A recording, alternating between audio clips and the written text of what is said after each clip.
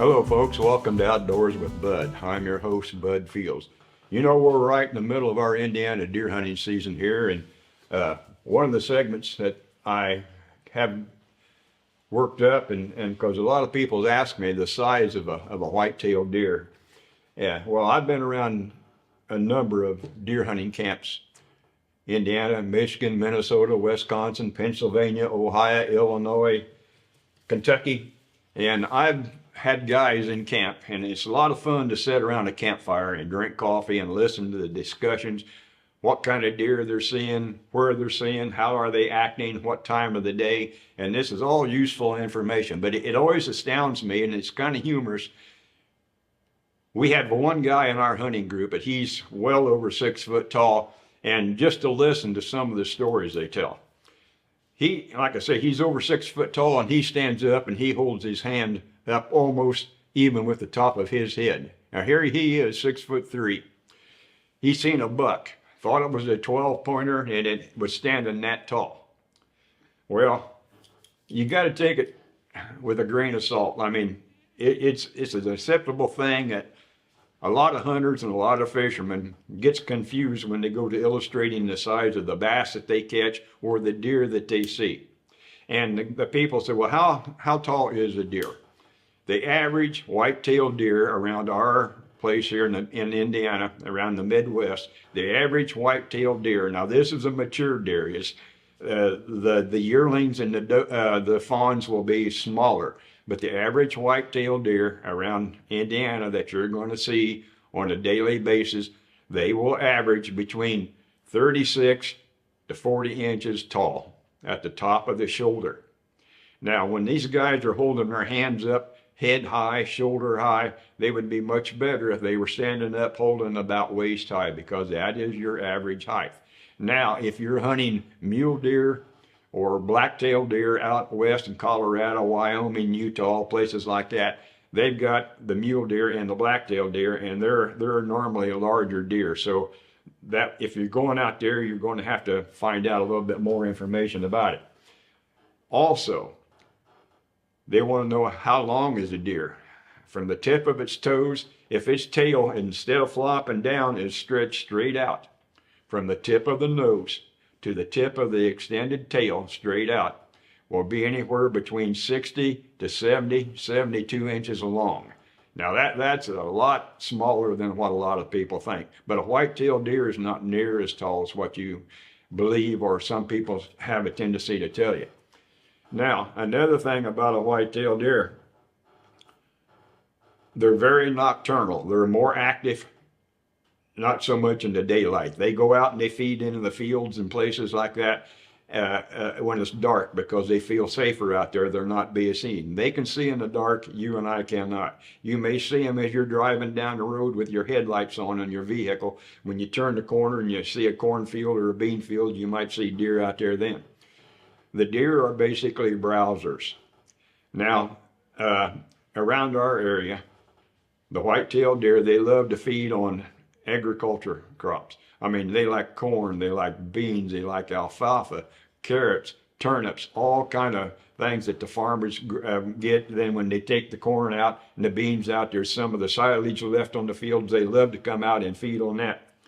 But they also feed on a lot of berries and stuff inside of the woods, and acorns, the red acorn and the white acorns, they love to eat acorns. Now, the Michigan deer, there's not so many agriculture fields up there. There's very few cornfields or bean fields.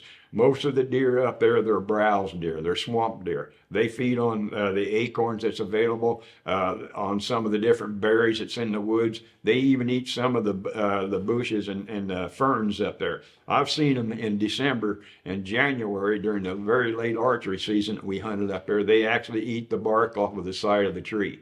Now, that don't sound very nutritional to me, but they've done it for years and they seem to survive. But that type of a diet up there, when you get your deer and process it, when your wife or you cook it and prepare it for a meal, the Michigan deer that feeds, or the swamp deer, is going to have a completely different taste than what your crop-fed deer. It's just like if you're a farmer, if you've got cattle, maybe you're feeding 2 or 3 cows over in this pen, maybe they're feeding on grass. you've got a couple over here, and they're feeding more of a prepared meal for them and everything, that deer is going to taste a lot better than the one feeding on the grass. Now, people also want to know, where do I want to place my shot when I'm deer hunting? One mistake most archers or gun hunters will make is when they see the deer, they aim at the entire deer. That is asking for trouble. You need to pick a spot. If you can see a little tuft of hair or a little bald spot, maybe where they've gone through a fence and rubbed some hair off, right low behind the front shoulder is the ideal place. Now, I apologize. I tried to get some better posters and pictures of the anatomy of the deer, and the only thing I could find was on the internet, and I had to download them, and the only thing I could come up with were these little pictures here. Now, this also shows the major organs of the white-tailed deer, and it also shows the skeletal structure. So if you want to go on the internet and view this same picture, study where those bone structures are. For example, is that showing pretty good right there? Okay, I'm going to try to point this out to you. This reddish orange spot right here, low behind the front foreleg, that is the heart.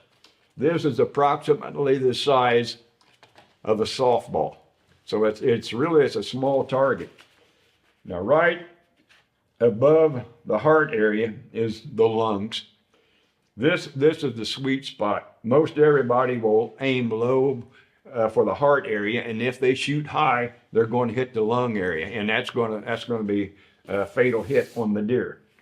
Right directly behind the lungs is indicated in brown right here. That is the liver. Now that's a very small target. I mean, it's long and it's narrow. Anytime that they're hitting the liver, that is a fatal shot. But they can run a long distance. Anything that you hit them in the heart or the lung area, if you're quiet, don't get excited and jump. If you hit it in the heart and the lung area, that deer is going to probably go and drop within 40 to 50 yards. I've had them just stand there and not even realize what happened, and I can see the blood coming out of them, and I'm not trying to gross you out. I'm just stating the fact. The deer never took a step, then all of a sudden it fell right over. If you hit a deer back here in the liver, that's going to be a good 10 to 12 hour tracking job, and you may never recover that animal, but it will succumb. Right in behind the liver and a little bit high up here, that's the gut area. You don't want to get a shot in there. That's a fatal shot. It's not a very good blood trail at all. But the main thing you want to do is aim. If you can wait and let that deer have that front foreleg forward, there's a big scapula right here. It's a shoulder blade bone. If that leg is back, a lot of that scapula and leg bone is going to cover up that heart and part of that lung area. So if at all possible, if you've got a broadside shot, let that deer take one step forward to where that leg is forward, and that's going to give you a better angle going in there. Now, there's only two places on a deer, whether it's a white-tailed deer or any other kind of deer, that you can shoot and put that deer down right in its tracks, no tracking. There's two places, and they're both very small. And if you hit that area, most of the time it's luck. The first place will be if you shoot a bullet, a slug, or an arrow into it and penetrate the brain, that deer drops instantly and it's gone. It's not going to go anywhere. The other one is right here, is right below, about an inch below the top of the back, is the spinal cord. If you hit that deer with a slug, if you hit it with a muzzleloader ball or whatever, a bullet or an arrow, if you hit it in the spine, it's going to drop that deer. It will not take off. It'll try to pull itself, but that deer will be paralyzed. The thing about that shot is it does take a second shot to dispatch that animal. And you don't want that animal to lay there and suffer. But if it breaks that spine, that the deer may be kicking its front legs, but from there back, it's going to be worthless. I mean, he's not going to be able to run off. But once again, the best thing to do is try to aim right low behind the front foreleg. Now, it's awful easy to have a tendency to, when you shoot the deer, you're going to get excited. You're going to whistle for your buddies. Stand there in your tree stand or your ground blind when you shoot that animal, and make a visual point, like maybe there's a bush that deer was standing by. That's going to help you. If you're in a tree stand, it's going to look completely different when you're looking down. Once you get down on the ground, that perspective changes. You're not going to see that same angle. That bush might look like it was over here, and maybe it's over here. You got to pick a visual place. What you want to do when you get a shot, when you see that animal, watch that animal take off. A lot of times when they take off, they will go back the direction that they came in. The reason for that is they just come from that area and they were safe. Nothing bothered them. All of a sudden, something's happened and they want to vacate. Instead of running forward, they don't know what's in front of them, but they remember that behind them they were safe.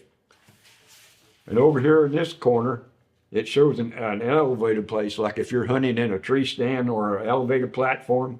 It shows the yellow markings in here. That's where the lungs are, and that's where you want to try to hit that deer, because it's going to be difficult to come down through there and miss the spinal cord and all the ribs and hit the heart. Now, you might be able to get the lungs.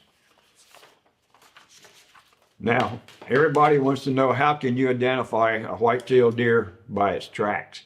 Well, a lot of times when you look at it, of course, they got cloven hooves. You're going to see the front part of the hooves, especially if the ground is dry and it's like concrete out there, like it's been before this rain come in. You're going to see the print of the deer, the hoof print, cloven, like kind of heart shaped. And they say, well, anytime you see two holes behind that, they've got dew claws. Anytime you see two holes, you're going to see the V like this on the front of the tracks. Then there's going to be two holes behind it. Everybody says that's a buck. That you cannot go by that. Does have dew claws also. You go out there, like we've had some rain here lately. You could go out there and you could follow a track and you could see dew claws and the cloven part of the hoof. That doesn't mean that that's necessarily a buck. The ground was softer and her weight is a little bit bigger. Now, after you've hunted for a while, you're going to be able to figure out the buck's track will be a little wider than what the does are. And if you're in the snow, a good indicator is look at a straight line. When a doe walks, she picks her feet up and she's dainty. She places them pretty good. A buck is wider in the hips than what the doe is. The front tracks or prints might be pretty straight, but you're going to notice some more. It's out here kind of dog tracking. Well, that's the buck. He's bigger in the hips and everything, and his legs are going to be a little farther apart.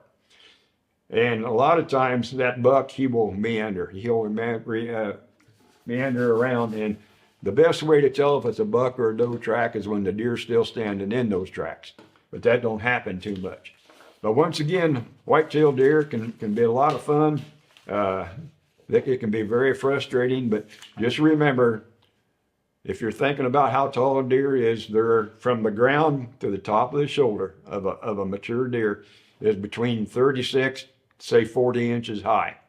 And that's a lot of difference from being over 6 foot tall at the shoulder.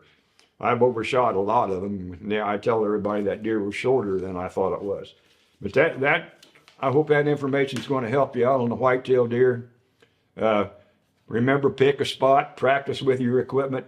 You owe it to the deer, if you're going to hunt it, to be successful. And when you go to celebrate, it's fine to shake your buddy's hand and hug each other, but do it respectfully. I mean, don't do the end zone dance and all this stuff. And when you take your pictures of your deer, do it with respect. And what I do, if the tongue happens to be sticking out, push the tongue back in and close the mouth.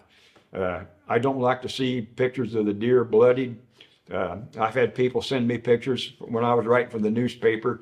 The deer's got the arrow stuck in it, or you can see the big hole. They didn't clean it up. Well, I would never use that, because my job is to help inform people and help them become better hunters and better representatives of the outdoor community. And some people that don't hunt, they don't appreciate saying that stuff.